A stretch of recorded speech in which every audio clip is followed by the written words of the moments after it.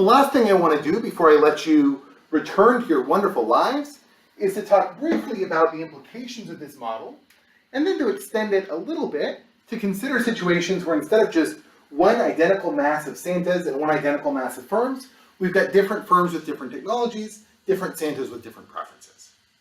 So to start out with, what this model is telling us is effectively that whatever the amenity level is that emerges out of a competitive equilibrium, right, that is freely chosen or negotiated between workers and firms, is going to be such that increasing or decreasing the level of benefit is going to reduce the total value of this market to workers and firms.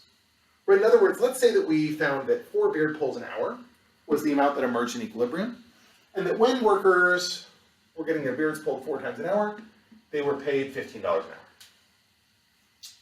Well, what do we think is going to happen if someone notices workers don't like having their beards pulled, they prefer less, so they decide to demand, right, or to legislate no more than 2 beard pulls per hour?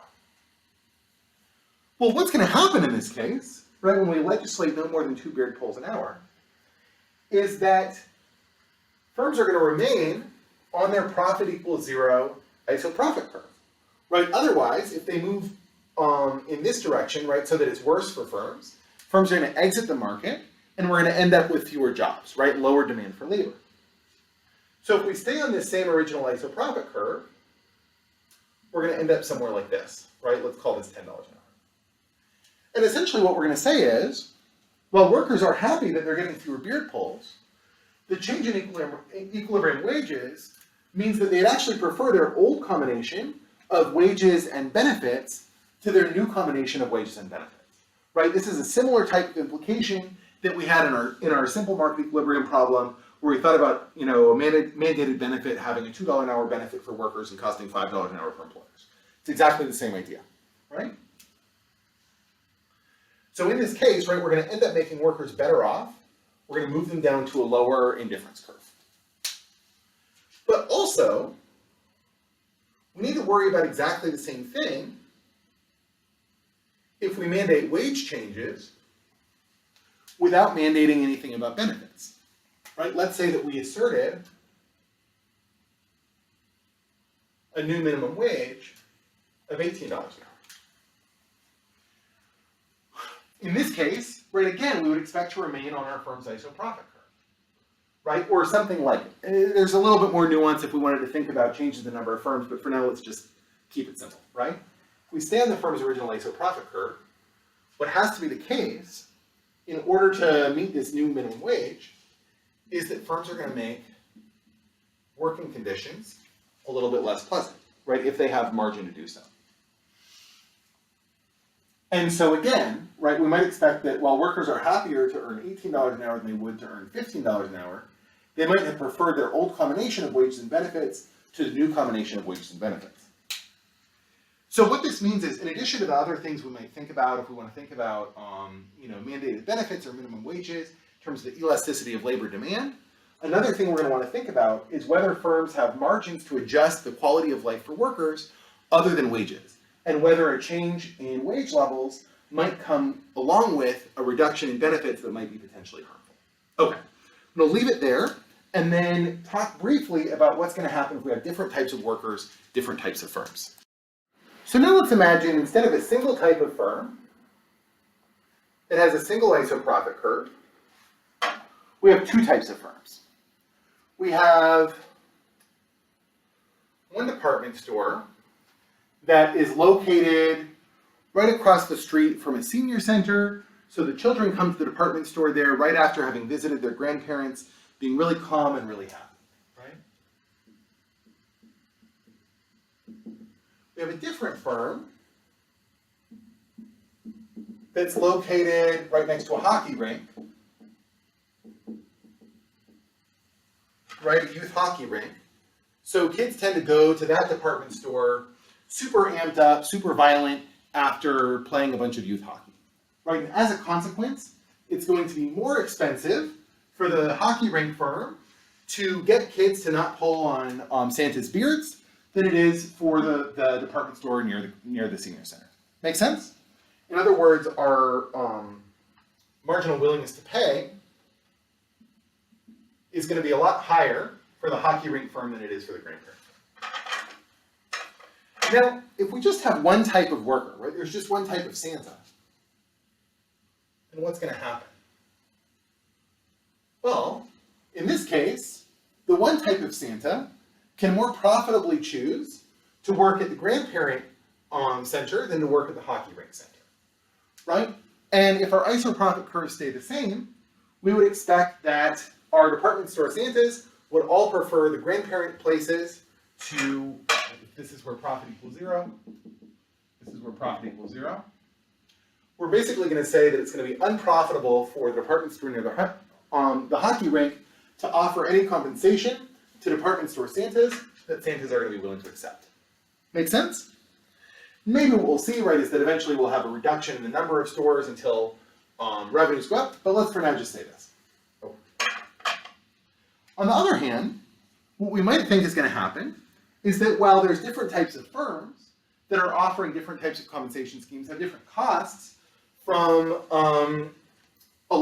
preventing beard pulls from occurring, we might also have different types of workers, right? We might have some workers with really sensitive skin who really dislike getting their beards pulled. We might have other workers who are, pretty, let's say, ex-bikers, right? They've got big, long beards. They've got a lot of pain tolerance, right? So it's not going to be a big deal for them to have their beards pulled. So in this case, what we're going to say is that the sensitive skin workers prefer any wage scheme, right? Prefer the best wage scheme that the grandparent department store can offer them to the wage schemes that the hockey rink department stores can offer them. On the other hand, the ex-bikers are going to prefer the scheme that the hockey rinks can offer them to any scheme that grandparents can offer them.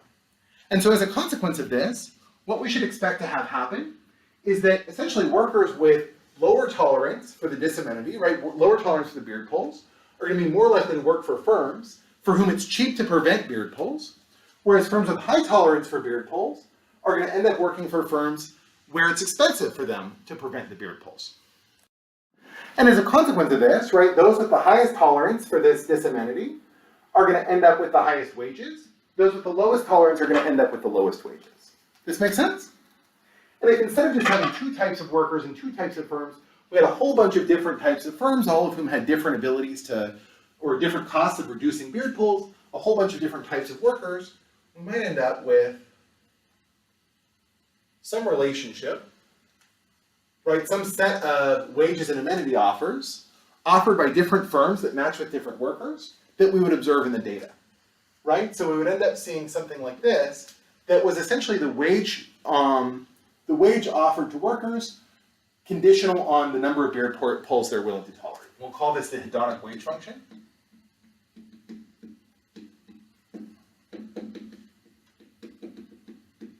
And what this is basically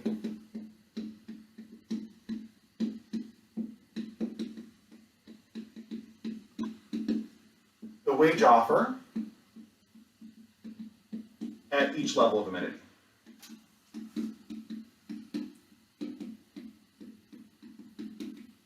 The important point here is each spot on this hedonic wage function, right, where the slope here is basically telling you how much more you'll get paid for tolerating an additional beard pull. Each point along this curve is going to be tangent to somebody's indifference curve, right? It's going to represent somebody's willingness to pay to avoid getting their beard pulled. But up here at the high levels, it's going to represent the willingness to pay of people who are fairly tolerant of getting their beard pulled. Right down here at the lower levels, it's going to represent the willingness to pay of people who are relatively intolerant of getting their beard pulls. So we're not going to be able to conclude, right, that the hedonic wage function tells us in some general average sense how much the average person would be willing to pay to avoid getting their beard pulled, just how much the marginal person, right, the person who's just on the edge of this current level of B and some higher level of B. Actually a really important implication in the world.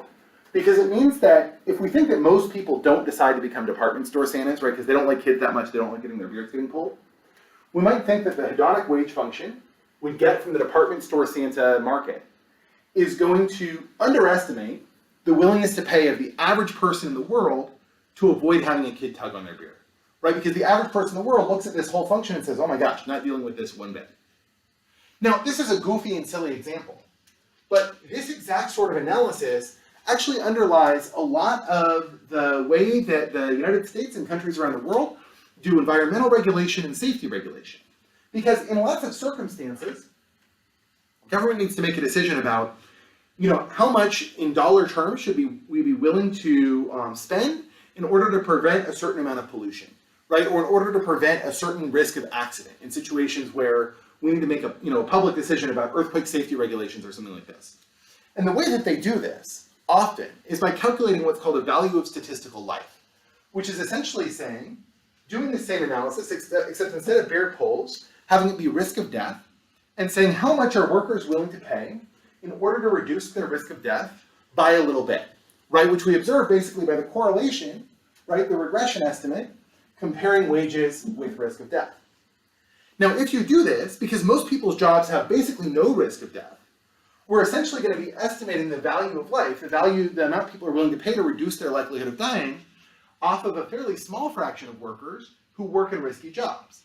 And exactly for the same reason that we think that a small fraction of workers are willing to get their beard pulled as much as Santas are, we might expect that most people are much more risk averse than are people who work in logging or Alaskan salmon fishing or other very, very high risk occupations, right? And so as a consequence of this, we might expect that this strategy is likely to systematically underestimate the value people actually the average person places on avoiding risks to life, and therefore might systematically underestimate the value of things like environmental and safety regulations. Okay, I'm going to leave it there. I've talked for too long, too hard, so I'm going to leave it. I'm looking forward to talking to you all about this once we get together on Zoom.